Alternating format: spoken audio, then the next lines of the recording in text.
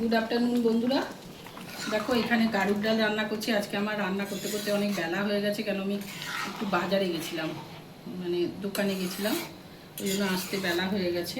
তো গাড়ুর ডালটা সব সেদ্ধ টেদ্ধ করেই রেখে গেছিলাম, তো গাড়ুর ডালটা করলাম। গাড়ুর ডালটা কী করে করে যেন, যারা খায় তারা জানে।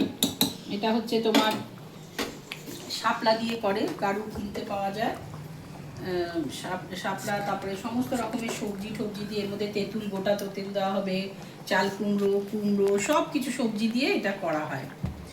আর ডালটা এখানে এই বাড়িতে, মানে আমার শ্বশুরবাড়িতে এটা কোনো নিয়ম নেই, কিন্তু আমার বাপের বাড়িতে আছে।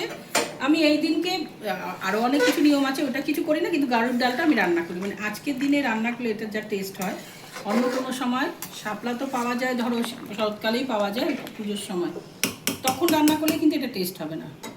সংক্রান্তির দিনে এটা বেশ একটা টেস্ট, একটা আলাদা রকমের টেস্ট হয়। তো এই হচ্ছে রান্না করেছি। আর এইদিকে দেখো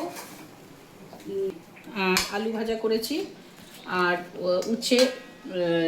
উচ্ছে দিয়ে আর লাউয়ের খোসা দিয়ে ভাজা করেছি। এই হচ্ছে আজকে চাল কুমড়োটাকে এরকম করে মাঝখান দিয়ে ফালা দিয়ে নিয়েছি, মানে কেটে নিয়েছি। কেটে এর ভেতরে সর্ষে, নারকেল, লঙ্কা বাটাও আছে, আর আমি আবার একটু পোস্তও দিয়েছি। আমার জন্য আলু ভাজা করনি, ওই যে দেখালাম, ওইটা ওই দিয়ে এরকম করে মুখটা বন্ধ করে দিতে হবে।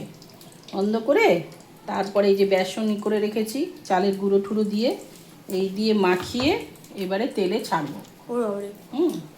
আমার মেয়ে আবার খুব ভয় পায়, ওর গায়ে যদি ছিটে যায়, সেই জন্য কিচ্ছু হবে না।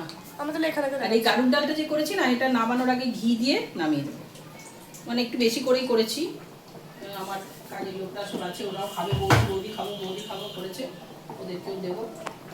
কালকেও থাকবে, অসুবিধা নেই। অ্যাকচুয়ালি এটা রান্নাটার নিয়ম হচ্ছে আজকে করে কালকে খায়, আমি আজকেও খাবো, কালকেও খাবো। এই হচ্ছে রান্না। তোমাদের দাদা বলে আর কিছু করার দরকার নেই, এটা করো। এই চাল কুমড়োর বড়া হচ্ছে ওর তো ফেভারিট জিনিস, এটা করবো।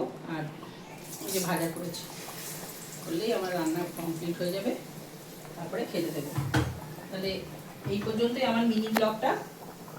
আর এই রান্না কেমন লাগলো তোমরা একটু কমেন্টসের মাধ্যমে লাইক করো, বা যাই করো কমেন্টসের মাধ্যমে বলো আমাকে, আর ইয়ে করে দিও, সাবস্ক্রাইব করে দিও।